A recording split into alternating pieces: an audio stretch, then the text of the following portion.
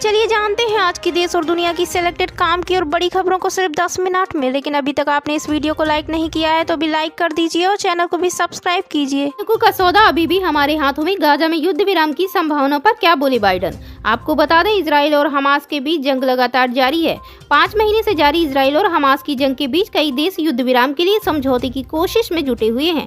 इसी बीच अमेरिकी राष्ट्रपति बाइडेन का बड़ा बयान सामने आया है। उन्होंने कहा कि बंधकों से जुड़ा सौदा अभी भी हमास के हाथों में है। उन्होंने कहा कि हमें कुछ दिनों में पता चल जाएगा कि क्या हमास सौदे को स्वीकारता है या नहीं।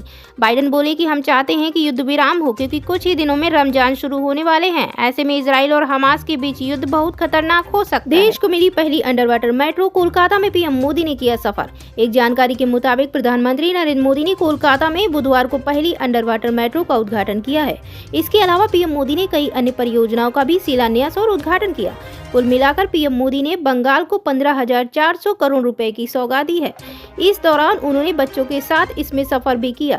बता दें कि अंडर वाटर मेट्रो का निर्माण हुगली नदी के नीचे कराया गया है। यह अंडर वाटर मेट्रो रेल नदी और हावड़ा को कोलकाता शहर को जोड़ेगी। संदेश खाली के आरोपी शेख को बिना लिए लौटी सीबीआई, आखिर सीआईडी ने क्यों नहीं सौंपा। एक जानकारी के मुताबिक कलकत्ता हाई कोर्ट के आदेश पर केंद्रीय जांच ब्यूरो की टीम ने संदेश खाली के आरोपी शाहजहां शेख को लेने सीबीआई के ऑफिस गई तो उसे खाली हाथ लौटना पड़ा। बताया जा रहा है कि सीआईडी ने सुप्रीम कोर्ट में केस का हवाला देते हुए शेख की कस्टडी देने से मना कर दिया है।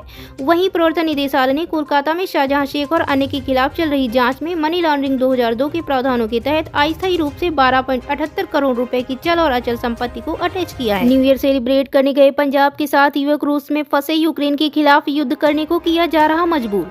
एक जानकारी के मुताबिक पंजाब राज्य के आधा दर्जन युवक कबूतरबाजी का शिकार हो गए हैं। न्यू ईयर सेलिब्रेट करने गए युवा बेलारूस में अवैध प्रवास में पकड़ लिए गए हैं। युवकों का आरोप है कि रूसी अथॉरिटी इनको यूक्रेन के खिलाफ युद्ध लड़ने के लिए मजबूर कर रहे हैं। भारत सरकार को भेजे गए एक वीडियो में 7 युवकों ने अपनी आपबीती सुनाते हुए मदद की गुहार लगाई है। 27 दिसंबर को ये युवक टूरिस्ट वीजा पर रूस गए थे, लेकिन जानकारी के अभाव में किसी के कहने पर ये लोग बेलारूस पहुंच गए। लोकसभा चुनाव की तैयारियों की बीच जेपी नड्डा ने दिया इस्तीफा। जानिए क्यों लिया अचानक ऐसा फैसला। एक जानकारी के मुताबिक भाजपा इस बार 400 पार का टारगेट लेकर चल रही है। भाजपा अपनी जीत तय करने के लिए ताबड़तोड़ तैयारियां कर रही है। इसी बीच खबर आ रही कि भाजपा के राष्ट्रीय अध्यक्ष जेपी नड्डा ने इस्तीफा दे दिया है और उनका इस्तीफा स्वीकार भी कर लिया गया है। मिली जानकारी के अनुसार जेपी नड्डा ने हिमाचल प्रदेश की राज्यसभा सीट से सदस्य के तौर पर अपना इस्तीफा दे दिया है। उन्होंने ऐसा इसलिए किया क्योंकि हाल ही में हुए राज्यसभा चुनाव में जेपी नड्डा गुजरात से राज्यसभा के सांसद चुने गए हैं। बताया जा रहा है कि राज्यसभा अध्यक्ष जगदीप धनखड़ ने हिमाचल की सीट से उनका इस्तीफा स्वीकार कर लिया। प्राइमरी चुनाव से पहले डोनाल्ड ट्रंप को मिली बड़ी राहत। सुप्रीम कोर्ट ने राष्ट्रपति चुनाव लड़ने पर हटाया प्रतिबंध। आपको बता दें, अमेरिकी राष्ट्रपति पद के लिए रिपब्लिकन दावेदारी की दौड़ में आगे चल रहे पूर्व राष्ट्रपति डोनाल्ड ट्रंप को 16 राज्यों में होने वाले प्राइमरी चुनाव से पहले बड़ी राहत मिली है। अमेरिकी सुप्रीम कोर्ट ने सोमवार को कैपिटल हिल मामले में ट्रंप पर चुनाव लड़ने से रोक हटाते हुए इसे राज्य के अधिकार क्षेत्र से बाहर बताया है। कहा, यह अधिकार कांग्रेस के पास है। ट्रंप ने सुप्रीम कोर्ट के फैसले को अमेरिकी जनता की जीत बताया है। सुप्रीम कोर्ट के फैसले से कोलोराडो, इलिनॉइस, मेन समेत उन राज्यों में जहां ट्रंप को प्राइमरी चुनाव के दौरान बैलेट पेपर से हटाने की कवायद चल रही थी, उस पर विराम लग गया है। हालांकि इससे ट्रंप की मुश्किलें समाप्त नहीं हुई हैं। उन पर 4 आपराधिक मामले चल रहे हैं, जिन पर निर्णय आना अभी बाकी है। केंद्रीय मंत्री अजय मिश्रा टेनी के विरोध में किसानों ने खोला मोर्चा। बीजेपी के फैसले का किया कड़ा विरोध। एक जानकारी के मुताबिक संयुक्त किसान मोर्चा ने उत्तर प्रदेश की खीरी लोकसभा सीट से केंद्रीय मंत्री अजय मिश्रा टेनी को मैदान में उतारने संबंधी बीजेपी के फैसले की सोमवार को निंदा की है। किसानों ने उनकी उम्मीदवारी के खिलाफ देश भर के गांव में जुलूस आयोजित करने का आह्वान भी किया है। किसान टेनी के इस्तीफे की मांग कर रहे हैं, जिनके बेटे आशीष ने अक्टूबर 2021 में लखीमपुर खीरी में प्रदर्शनकारी किसानों पर अपनी कार कथित तौर पर चढ़ा दी थी। लोकसभा चुनाव से पहले योगी सरकार ने 1.5 करोड़ किसानों को दिया मुफ्त बिजली का तोहफा। कैबिनेट में लिए गए कई बड़े फैसले। एक जानकारी के मुताबिक लोकसभा चुनाव की तारीख घोषित होने से पहले उत्तर प्रदेश की सरकार ने किसानों को बड़ा तोहफा दिया है और किसानों को मुफ्त बिजली की सुविधा देने का फैसला किया है। सीएम योगी आदित्यनाथ की अध्यक्षता में हुई कैबिनेट की बैठक में इस संबंध में निर्णय लिया गया है। बता दें कि उत्तर प्रदेश में किसानों को फ्री में बिजली देने का मुद्दा गरमाया हुआ था। इसे लेकर लगातार विपक्षी दल सरकार का विरोध कर रहे थे। तो वहीं किसानों को मुफ्त बिजली दिए जाने की घोषणा भी भाजपा के घोषणा पत्र में की गई थी। तो वहीं अब सरकार ने किसानों को मुफ्त बिजली की सुविधा दिए जाने का फैसला लिया है और इस संबंध में आदेश भी जारी कर दिए हैं। एलन मस्क को पछाड़ ये शख्स बना दुनिया का सबसे अमीर इंसान। दौरान टेस्ला के शेयरों में आई गिरावट। आपको बता दें, अमेरिकी कंपनी टेस्ला के मालिक अरबपति एलन मस्क का दुनिया के सबसे अमीर शख्स नहीं रहे हैं। दुनिया के सबसे अमीर व्यक्ति का खिताब अब किसी और के पास चला गया है। दरअसल ब्लूमबर्ग ने हाल ही में दुनिया के सबसे अमीर लोगों की सूची जारी की है, जिसमें एलन मस्क को बड़ा झटका लगा है। ब्लूमबर्ग के मुताबिक एक्स टेस्ला के मालिक दिग्गज कारोबारी एलन मस्क से दुनिया के सबसे अमीर व्यक्ति का तमगा छीन गया है, क्योंकि टेस्ला इंक के शेयरों में आई 7.2% की गिरावट के बाद एलन मस्क ने सबसे अमीर शख्स की अपनी पोजीशन ब्लूमबर्ग बिलियनियर्स इंडेक्स में खो दी है। आपको बता दें, एलन मस्क को पछाड़कर जेफ बेजोस अब दुनिया के सबसे अमीर शख्स बन गए। परिवार को लेकर मोदी पर निशाना साध रहे लालू को मिला एक और तगड़ा जवाब। एक जानकारी के मुताबिक परिवार को लेकर प्रधानमंत्री नरेंद्र मोदी पर निशाना साध रहे लालू यादव को बेहद भारी पड़ गया है।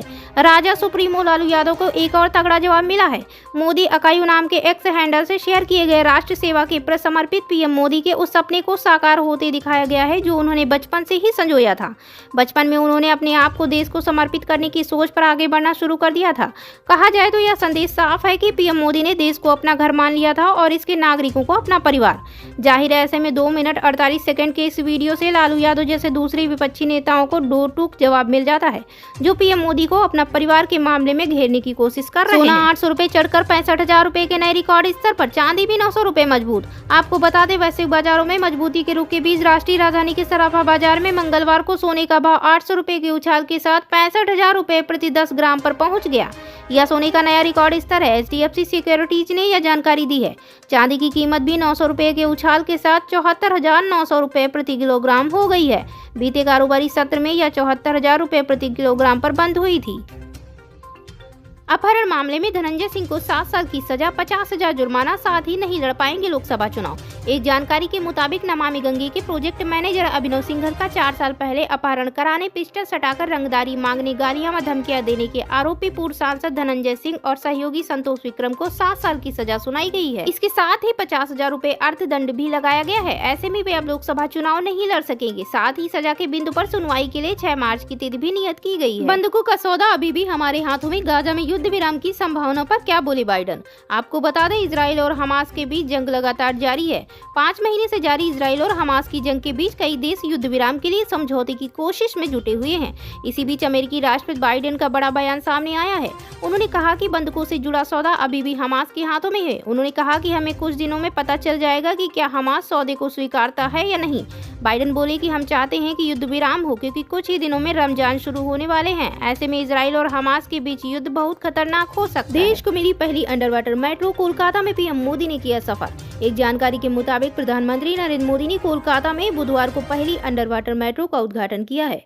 इसके अलावा पीएम मोदी ने कई अन्य परियोजनाओं का भी शिलान्यास और उद्घाटन किया। कुल मिलाकर पीएम मोदी ने बंगाल को 15,400 करोड़ रुपए की सौगात दी है। इस दौरान उन्होंने बच्चों के साथ इसमें सफर भी किया। बता दें कि अंडर वाटर मेट्रो का निर्माण हुगली नदी के नीचे कराया गया है।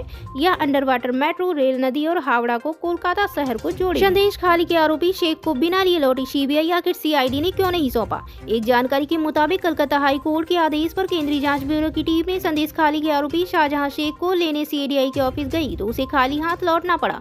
बताया जा रहा है कि सीआईडी ने सुप्रीम कोर्ट में केस का हवाला देते हुए शेख की कस्टडी देने से मना कर दिया है। वहीं प्रवर्तन निदेशालय ने कोलकाता में शाहजहां शेख और अन्य के खिलाफ चल रही जांच में मनी लॉन्ड्रिंग 2002 के प्रावधानों के तहत अस्थायी रूप से 12.78 करोड़ रुपए की चल और अचल संपत्ति को अटैच किया है। न्यू ईयर सेलिब्रेट करने गए पंजाब के 7 युवक रूस में फंसे यूक्रेन के खिलाफ युद्ध करने को किया जा रहा मजबूर। एक जानकारी के मुताबिक पंजाब राज्य के आधा दर्जन युवक कबूतरबाजी का शिकार हो गए हैं। न्यू ईयर सेलिब्रेट करने गए युवा बेलारूस में अवैध प्रवास में पकड़ लिए गए हैं। युवकों का आरोप है कि रूसी अथॉरिटी इनको यूक्रेन के खिलाफ युद्ध लड़ने के लिए मजबूर कर रहे हैं। भारत सरकार को भेजे गए एक वीडियो में 7 युवकों ने अपनी आपबीती सुनाते हुए मदद की गुहार लगाई है। 27 दिसंबर को ये युवक टूरिस्ट वीजा पर रूस गए थे, लेकिन जानकारी के अभाव में किसी के कहने पर ये लोग बेलारूस पहुंच गए। लोकसभा चुनाव की तैयारियों की बीच जेपी नड्डा ने दिया इस्तीफा। जानिए क्यों लिया अचानक ऐसा फैसला। एक जानकारी के मुताबिक भाजपा इस बार 400 पार का टारगेट लेकर चल रही है। भाजपा अपनी जीत तय करने के लिए ताबड़तोड़ तैयारियां कर रही है। इसी बीच खबर आ रही कि भाजपा के राष्ट्रीय अध्यक्ष जेपी नड्डा ने इस्तीफा दे दिया है और उनका इस्तीफा स्वीकार भी कर लिया गया है।